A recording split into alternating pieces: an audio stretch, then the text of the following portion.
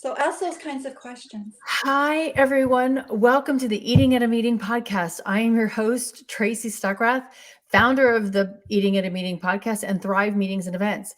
Debbie and I were so enthralled in our conversation before the show that I forgot to hit live. So welcome to the show and welcome to another episode. My gosh, yesterday, I think 108th episode published on the podcast platforms. So wherever you listen to the show, after the live version, go in and check it out. We've got 108 episodes of some really great people in food and beverage. So I hope you can check that out and listen in.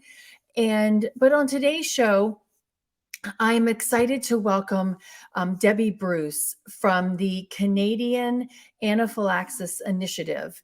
And she is from Canada. So I'm excited to have somebody on the northern side of the United States, talking to us about what their initiatives are in another country and how they're managing food allergies and anaphylaxis in that country.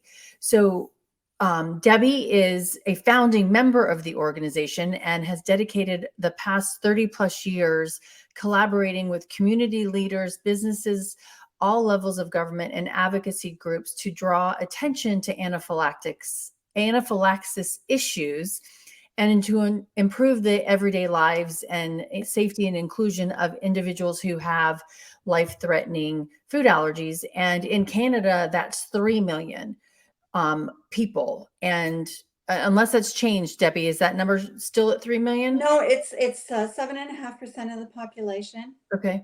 So that 3 million number does change as the population Right. goes. It's exactly the same in the US, 32 million, Okay. which is 7.5% of the population. So that's Okay.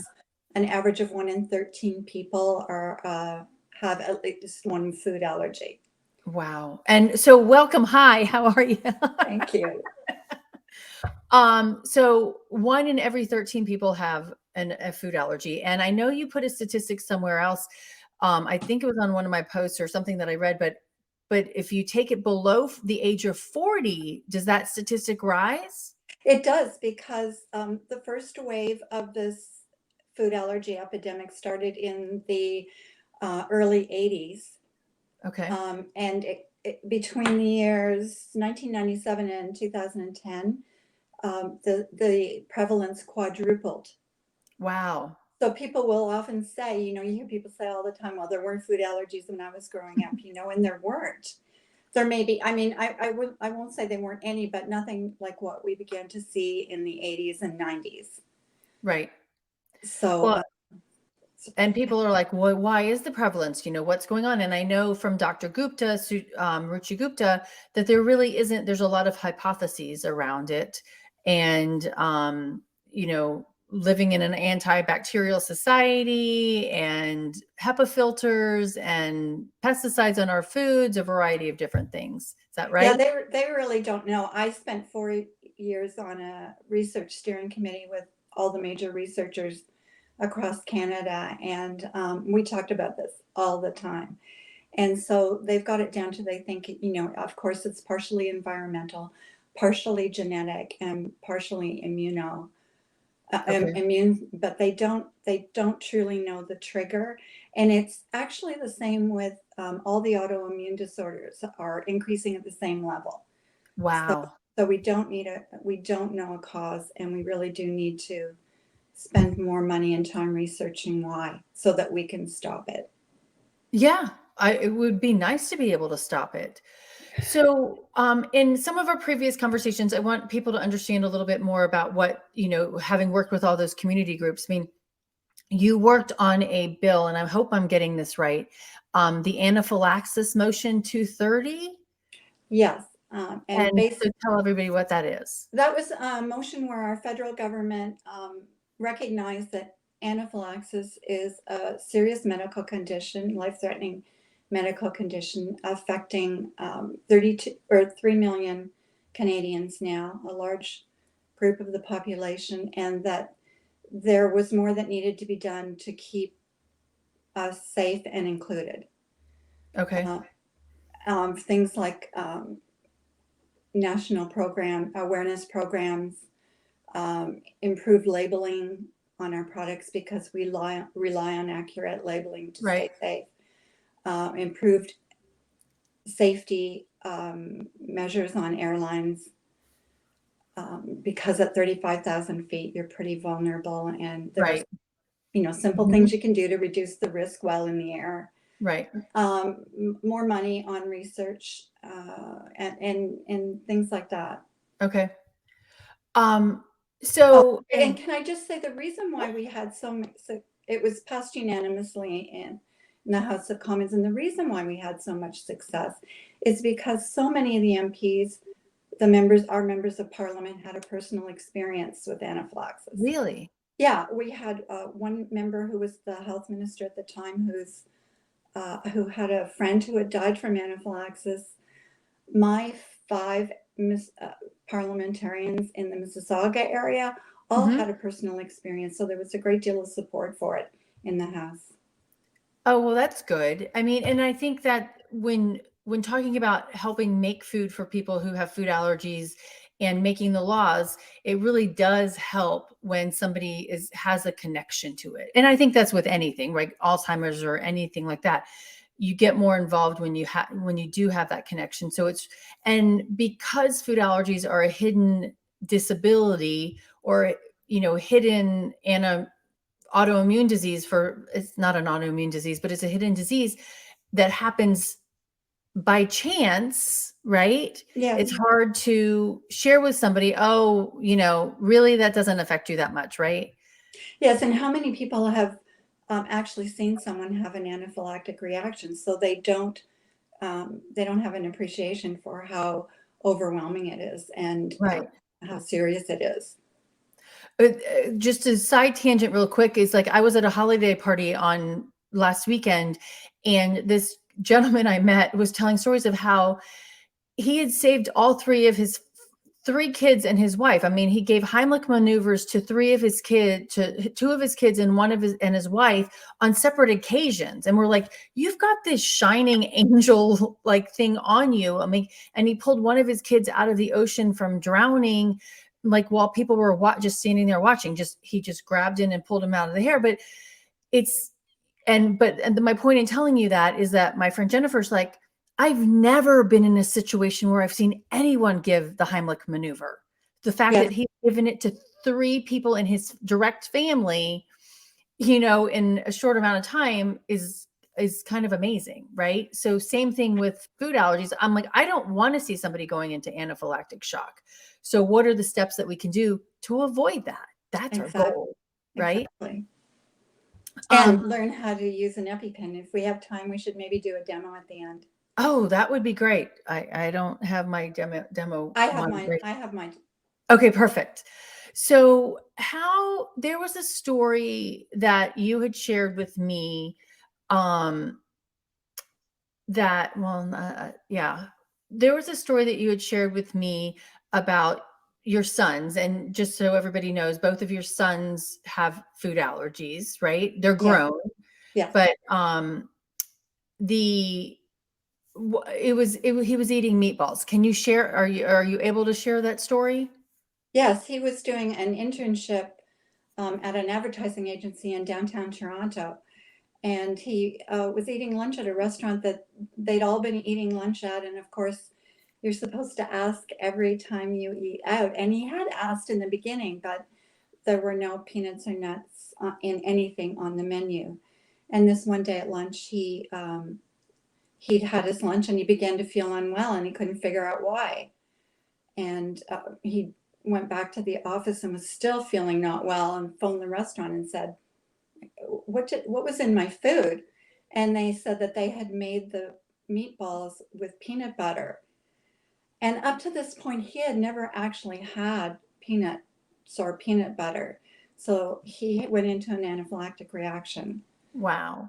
Now, what did it take him a long time to say, hey, to dig down and to determine that peanut butter was used in the meatballs, or did he just say I'm allergic to peanuts, and then they disclosed that?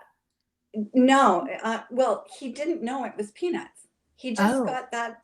It's really hard to describe, but if you watch someone who goes into an anaphylactic reaction, they suddenly begin to feel unwell and they go into themselves, and it's kind of like, what the heck is going on? I don't feel well. And then often their throat will start to feel funny and they will start to have trouble breathing. If you have asthma, which 40% of the people with the anaphylaxis do, then it can be more serious and you begin to completely feel unwell. So you know by that point Right. what's going on. You know, as soon as you begin to feel that Right. something's not quite right. So how did he get the restaurant to disclose that they had used peanut butter out of the blue? He just asked them. He just asked them, and they said, "Oh well, we had put peanut butter in."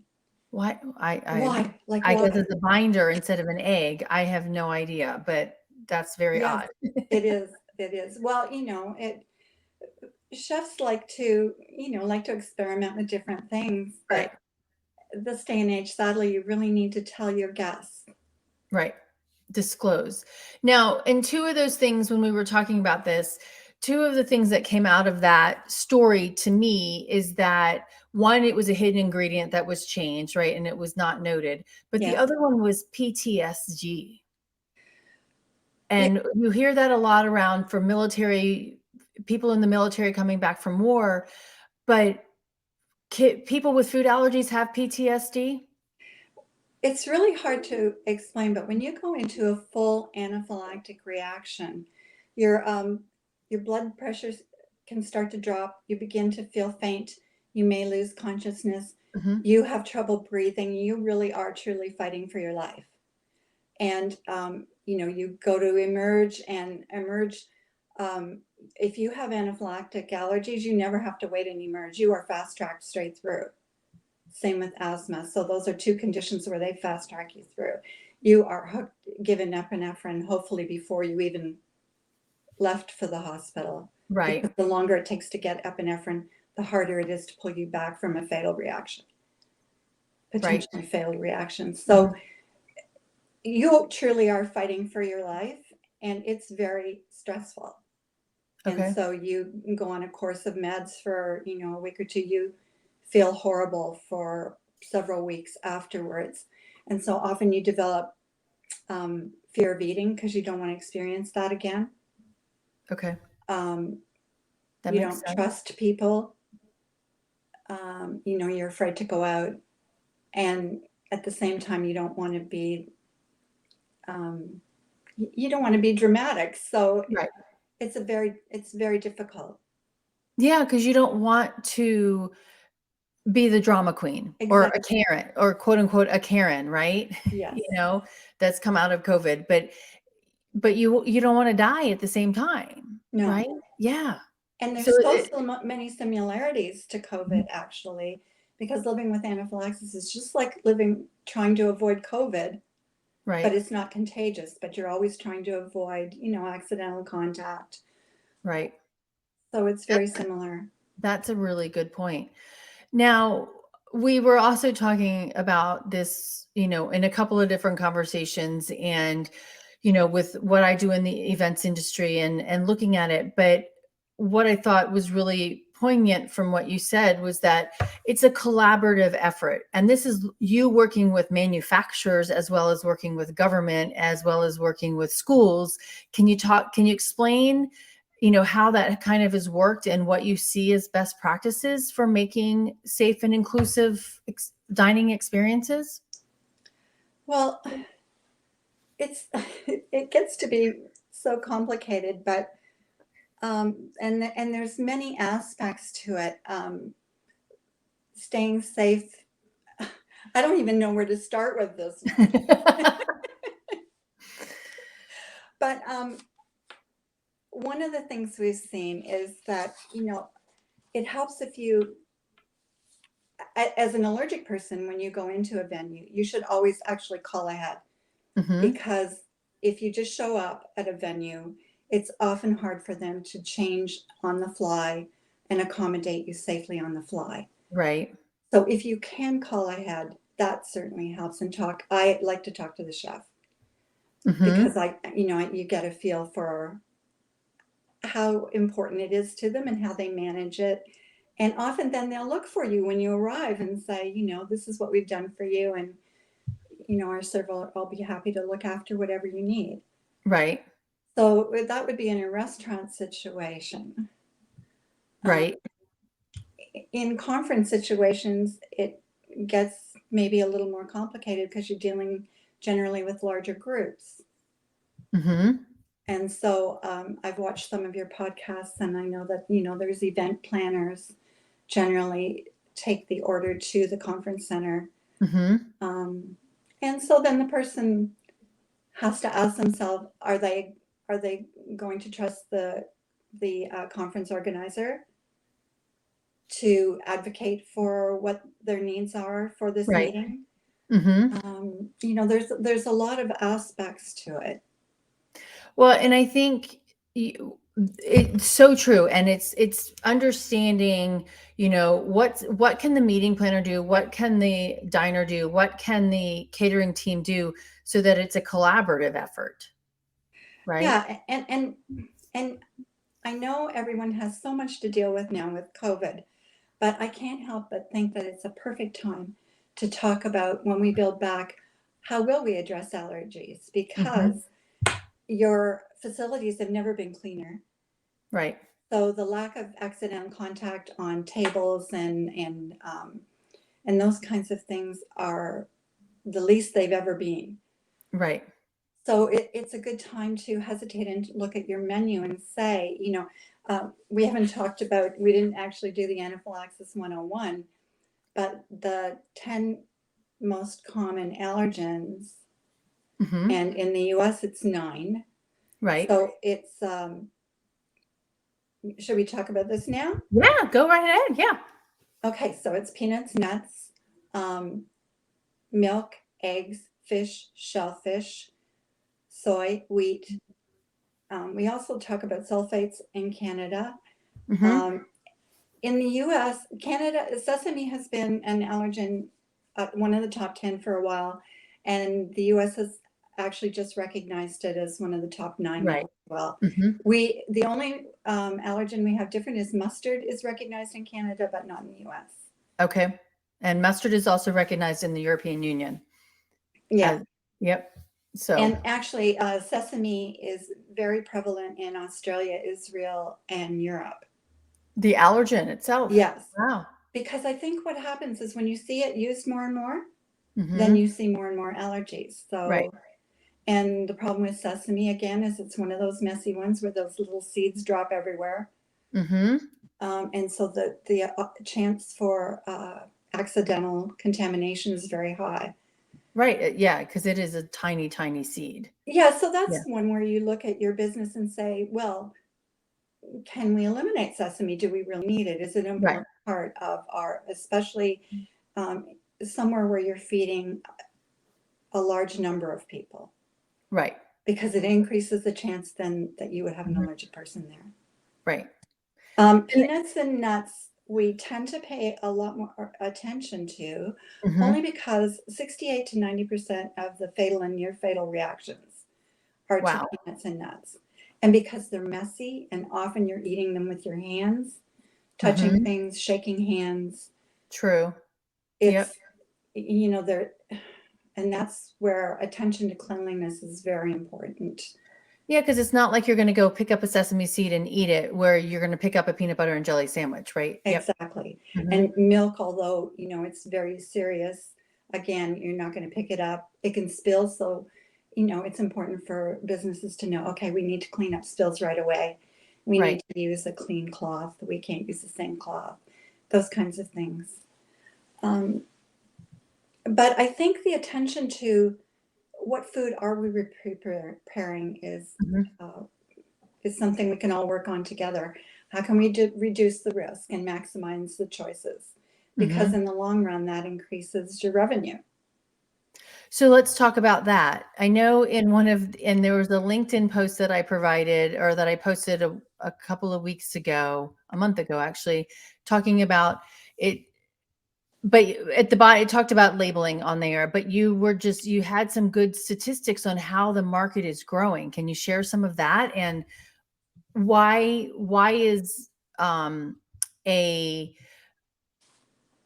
why is food allergies a profitable market? Not one that yes, you need to take the seriousness of it, but it's also actually an opportunity to really grow your business. Yeah, because you want to be able to welcome everyone to participate. And I think I think we haven't really appreciated just how large a market is. And it's Mhm. also easy to think that it's just children who are affected. But in fact, these people who were diagnosed in the 80s and 90s are now grown and in our workforce and having influence on where conferences are being held, what airline you are using. Um, Mhm. they're becoming very influential, and it's a large market. One of the stats that I found really interesting is those born between 1982 and 2000 are the fastest growing segment of the workforce. And Wow. yeah, and so that's 1 out of every 3 adults. Well, okay, so what years were those? 1982 to 2000, which is exactly the same Yeah. time frame that allergens became prevalent. So And 39, like 20 to 39. Yep, they're the bulk of our workforce right now. exactly. And so Mhm. there's a large percentage of them with allergies. Right. So they're now an important part of your market. Right. And it's not just the allergic person, it's everybody in their entourage that they take with them, their colleagues, their friends, their family, weddings. Right. Exactly. It's not just the allergic person that you're appealing to. So when you multiply that by 2, 3, 4 people who are trying to keep their friend, family safe, it's a big market. Right. Exactly. And yeah, and if they've got kids and they're depending on what, yeah, and so they're going to eat where they can eat. Yes. Exactly. And it's the choice of restaurant is based on that food allergic person's choice, Yeah. where that person And can eat. things that people don't think about, one of our airlines has started serving cashews again, which, it's like we're worried about COVID. Do we have to worry about this too? And they're only serving it in business class. And it's like, well, does that mean that people with allergies can't fly in business class? Mm-hmm. It, I just don't think they're thinking of the age group in the market. Right. And so it's the fastest growing market. Is that what you said? I want to go back to that again. Yes. Well, some of the stats you were talking about, I picked up some stats from the US when I was working on a presentation I was doing for food safety. Uh-huh. And it said that the market for allergen-free foods could grow at a 9% CAGR, and I'm sorry, I don't know what that is, but I'm sure you do, between 2020 and 2030, with the global market estimated to reach 31 billion by the end of 2020. It's compound annual growth rate. Thank you. So Yes. this number would be a 4% higher growth rate when compared to the overall food and beverage sector. And where Wow. do you get that kind of growth rate these days? Right. It's Yeah. too important to ignore, and so let's work together to find ways to Yeah. address that. Well, and you think about that not just in you've got to think about that in the workplace. They're in the workforce already, right? The lower end, the 2020 are coming into the workforce. Yeah, the oldest of those are about 40 now. Right. But so they're eating in your company cafeterias, they're going on events, they're, on business trips and things like that. But they're also staying at hotels. So to me, this is a heads and beds opportunity, right? Yep. With restaurants opening up, and what do you have for them in your hotels and convention centers, mostly hotels for heads and beds and conference centers? How can you reach that market, Yep. right? What are Yep. you providing?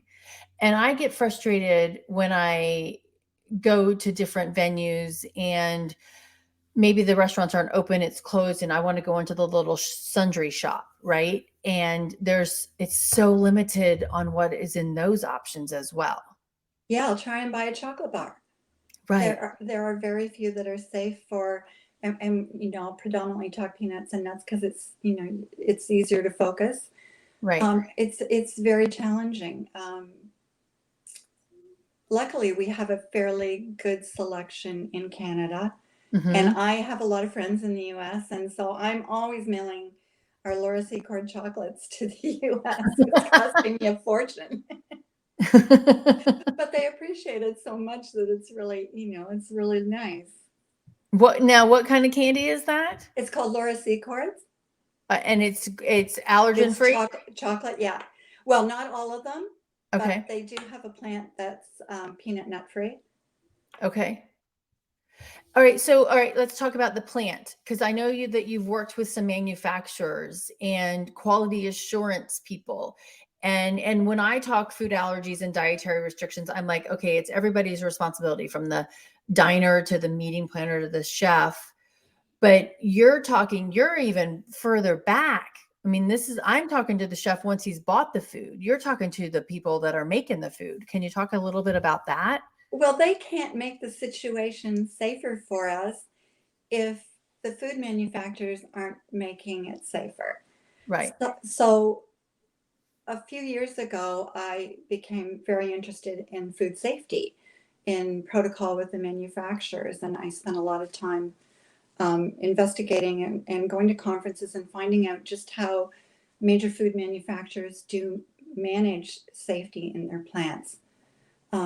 Because they've got all sorts of things that they have to protect against salmonella and all sorts of bacteria, Mm-hmm. as well as allergens. And it's been a very interesting journey. Some manufacturers go to so much effort to ensure peanut nut-free plants exist, and they'll go to the extent of they don't have it in their plants. They make sure their suppliers don't have it as a may contain or in there as an ingredient. Right. They test, but one of the frustrating things that we were finding is we would see an item be labeled peanut free. There would be no nuts listed in the ingredient, but it wouldn't say nut free. So we would talk to these manufacturers and say, like, why? And many of them told us, well, we make it in a peanut nut free facility where we don't, where our employees are educated and they don't bring any into the plant.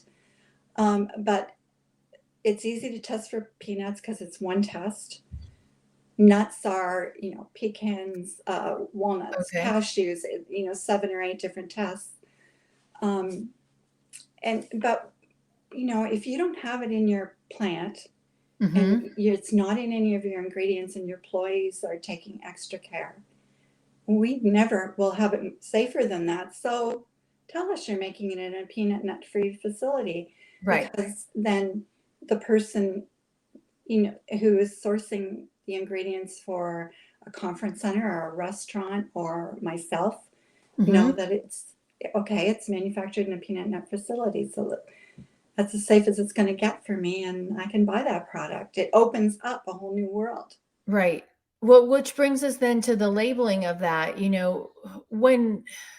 When you say a manufacturer, it's kind of like a manufacturer's like, we can't guarantee that. It's like a hotel saying that we can't guarantee that it's a nut-free environment or a wheat-free environment. Well, on a hotel side, I completely get that, right? Like, we know, well, as food allergic people, we know we're not going into that kind of facility and it's done there. But a manufacturer, on the other hand, can totally do that.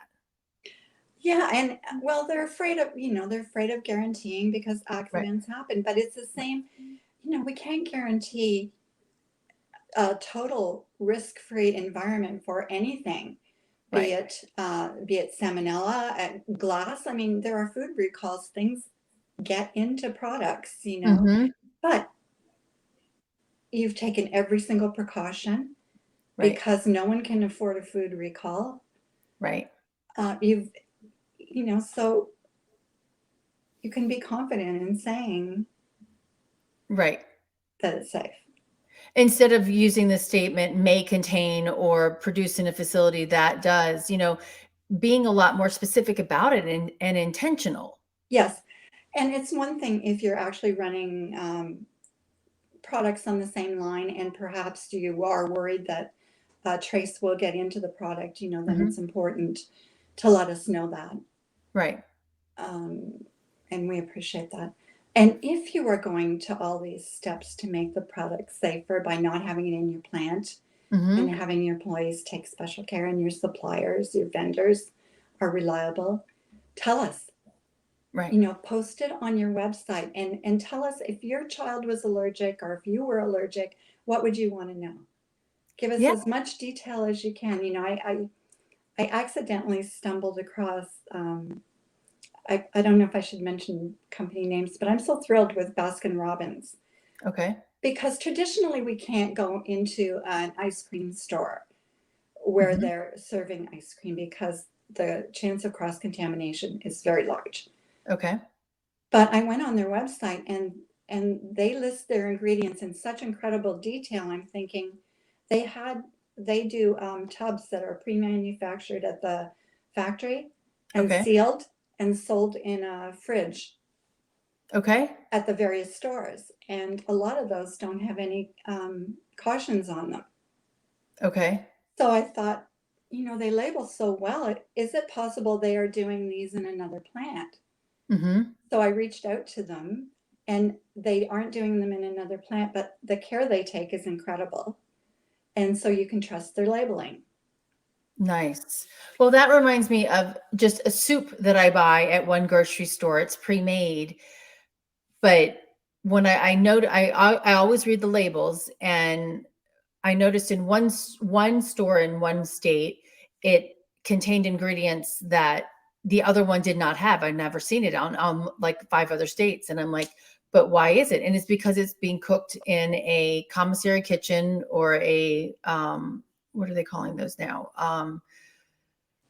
Oh my gosh, I just lost my train of thought. But a commissary kitchen and being shipped to that grocery store for them to finish it off. But I'm like, okay, what?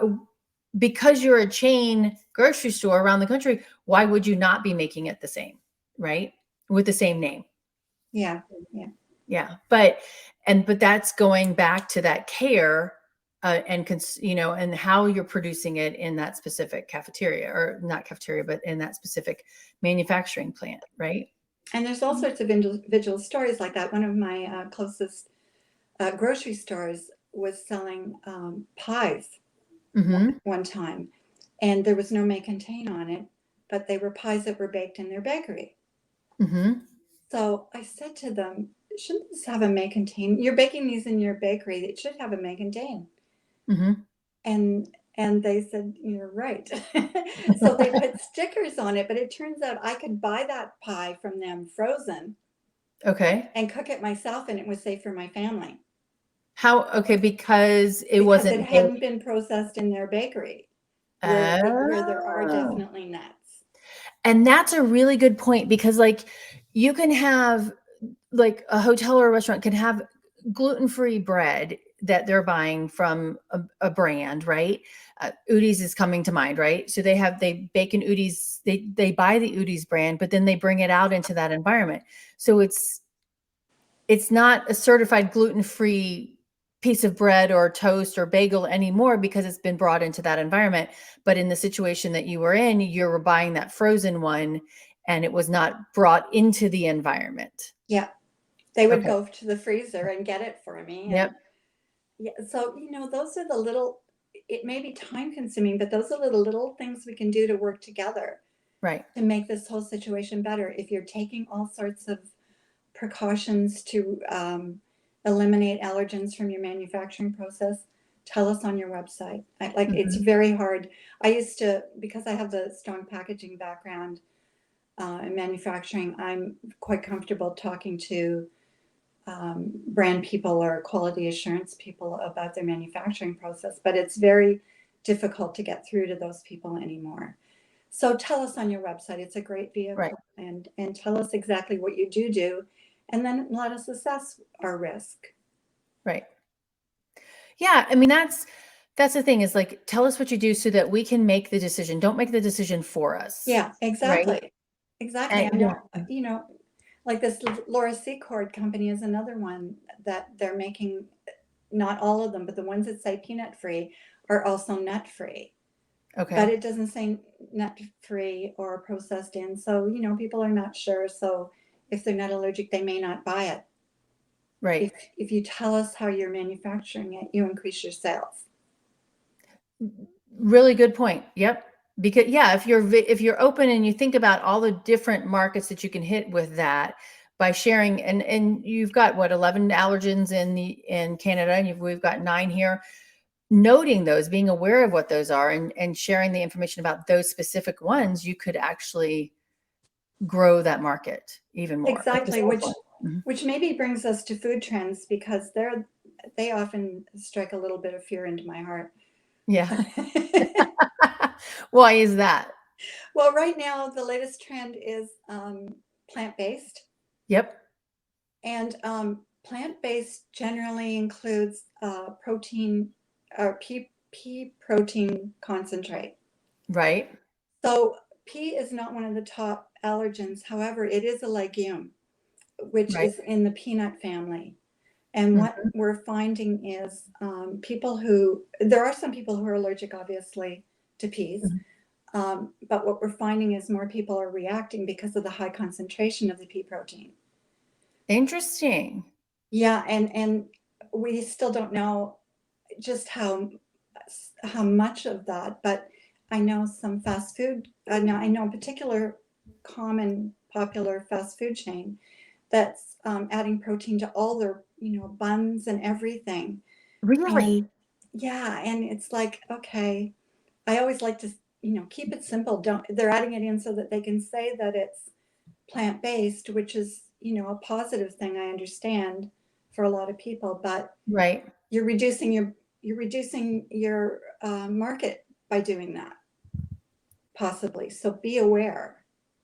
Well, and that reminds me of lupin, which is an allergen, a top allergen in the EU. Yes, And it is another legume, and it is being used, its flour is being used in a lot of gluten-free pastries and other things. And there's a major gluten-free bread food maker that I think they're based in the UK or in the EU. But my mom brought it home, and I actually want to do a post on this, but it says may contain lupin. And lupin, because it's a legume, people with peanut allergies are actually having reactions to that as well, because it's being used so much. And it's very, very closely tied. And the FDA actually put a warning out for lupin. They're not claiming it as a top allergen yet, but they are actually noting it as being aware. we saw that a few years ago to red pepper. People Yeah. who are allergic to cashews often react to, Really? I believe it's red pepper. Yes. Yeah. Wow. So you know, manufacturers, maybe, I mean, talk to people before you maybe institute one of these new fads, trends. Right. Well, Um, the other thing with plant-based too, besides the pea protein, is that a lot of things are made with just peanuts and nuts, or they're made with soy because it's a high protein concentrate as well. And so you do have to be cognizant. Like there's a manufacturer that I know, they're like, oh yeah, we're going to use plant-based meats. And they had a barbecue, they had a meat one and they had a chicken one. Well, the chicken one contained gluten. And as exactly. and so yeah, you're being great here, but you didn't have any other options for anybody that was gluten free. So And so many people won't even think to check a food like that. right, exactly, because we assume that it is, because I think people assume because it's plant based, so it's not going to have any allergens, it's going to be fine, but it's not necessarily. So you've got the pea proteins, you've got soy, you've got peanuts, Yeah. or pea protein from peas, and then peanuts. So yeah. And so when you're working on your recipes and your formulations, it might be a good idea to ask yourself, do we really need this egg or milk wash on this Hmm. pie or pastry or whatever? Is it that important to the outcome of the product? Right. Because again, you're putting people at risk, Right. Yes, possibly. exactly. Yeah, Yeah. I mean, does it really, really enhance it, or is it yeah, just a nice to have? exactly. Is it Yes. important? And what else? I found that FDA warning. So this was from about Lupin. So I'm going to share that, but I just think it's so interesting. Okay. So what other, to help start us wrap it up, because we've been talking about this for 40 minutes. Oh Yay. no. I know. What other barriers do you think, or what other barriers can a meeting planner or a manufacturer or somebody, one or two more barriers that you think that we could use to help open up this market for us to actually have to grow the business? I think we need to find a way to work together Okay. to reduce the risk. And um, I don't want people to be thinking that, we expect things to be risk-free. Okay. I think that's really important. We need to work together to reduce the risk, to maximize the number of people that can consume our food, and ultimately that increases your profit. Mm-hmm. And I think I need help with the direction. No, that's okay. You're okay. No, don't worry about it. I mean, you've given us a lot of really good advice and things that we can, pick out. And like, it's being transparent about your food and beverage. It's, I think, thinking about talking to the quality assurance people and talking to the servers, talking to everybody involved in that food process, whether you're a manufacturer or a, food service provider, to see what experience are we missing something? And I'm thinking, because you don't have a food allergy, or because you're not, talk to somebody who does, And right? all you Because, have to do, and you and I talked about it, all you have to do is start talking about it. right. And Mm-hmm. everyone around you has a story and Yep. wants to talk to you about it. Yes. So I think the I agree. important thing is, don't underestimate the size of the market, and Right. don't underestimate the importance of the market. And how can we work together? Because it is a little tricky sometimes. How can we work together to keep all of our guests safe and Right. included? Right. Exactly. Well, thank you so much. I appreciate you doing this just before the holidays. My pleasure. So before we end, I always have to ask this question. So what is your favorite food and beverage? And especially since we're on the holidays, do you have a favorite holiday food and beverage? I'm a foodie, so I love food. But cabbage rolls and pierogies remind me of my Christmases growing up with my family, because my mom always made those. Okay. I'm not as good at making them as she was, so but I love butter tarts any time of the year. And Who wouldn't? and I have to make them because there aren't too many bakeries where we can shop Uh-huh. that are peanut nut free. And so Yeah. I do a lot of baking at Christmas for my family so that they can have these special treats they don't usually get to have. Well, that's so good. Yummy. So yummy. Well, and actually my mom is making cookies today, and she does the pecan balls, Uh-huh. it's I Crisco don't do sugar those. and pecans. You don't do those. But I'm like, can you make them gluten-free? And I'm like, oh, well, maybe if you make them gluten-free. If you don't make them gluten-free, then I can't eat them, which is a good thing for my belly, right? Yeah, I know what you're saying. Yep. Yeah. So, but thinking about how you can alter different things is really, really important. And doing home baking is really important too. So, well, thank you so much for what you do, what you've been doing for the last 30 plus years. Actually, something we didn't talk about is loyalty, and Oh yeah. how we really support those who go that extra mile to Mm-hmm. ensure those we love are safe and included. Yeah. And we don't have time to tell the CN Tower story, but there are restaurants who've gone above and beyond, and we tell all of our friends, and we have people, who travel in for the Toronto Blue Jays have a peanut nut free section. Uh-huh. We try and organize games in May where the Blue Jays are in town, because May is Food Allergy Awareness Month. Yep. So there's people coming into town and it's always, where do we stay? Where do we eat? Where can we, where can we want to go here? Is it safe? Right. So we share all the time and we drag all of our friends, not just our family. Our Toronto Argonauts had to go to Right. a sushi restaurant that was nearby because it was peanut nut free and we didn't want them closing down. So the whole team had to go. Well, we need to make sure that we're sharing those and making those comments on like the Yelps and the Yahoos of the world as well. And Find Me Gluten Free, as well as Allergy Eats, right? Posting those, especially the non-chain ones. Yeah, because we often forget to say thank you. We're so busy Right. trying to find out, is it safe? Can we eat here? And getting angry at people that aren't cooperating.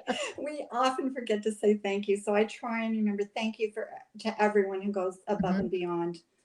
Yep. There was actually a hotel in Hawaii who I called them and said, we're thinking of coming. And they said, come, we'll look after you.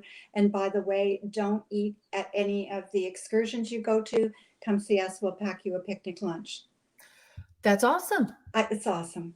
Yeah. It's just that communication and not being angry about it. Being, Yes. hey, I'm coming. I want to enjoy my time at your venue, whatever, restaurant. Can I eat here? Yeah. How do we Right. do this safely? Yes. How can I eat at your restaurant safely? Yep. All right. Thank you. Thank you, Debbie. I really, really appreciate it. Thank you, everyone, for listening to the Eating at a Meeting podcast. Debbie Bruce with the Canadian Anaphylaxis Initiative, and working to make sure that individuals in Canada and anyone who comes to Canada actually has a safe and inclusive dining experience. So until next time, stay safe and eat well. We've got 2 more weeks in this year in 2021, and let's see what's going to happen in those 2 weeks. So I can't wait till 2022. And please, please, please let me know, who do you want me to talk to? Who do you want me to interview about safe and inclusive and sustainable food and beverage in the year 2022? Until next time, stay safe and eat well. Thanks.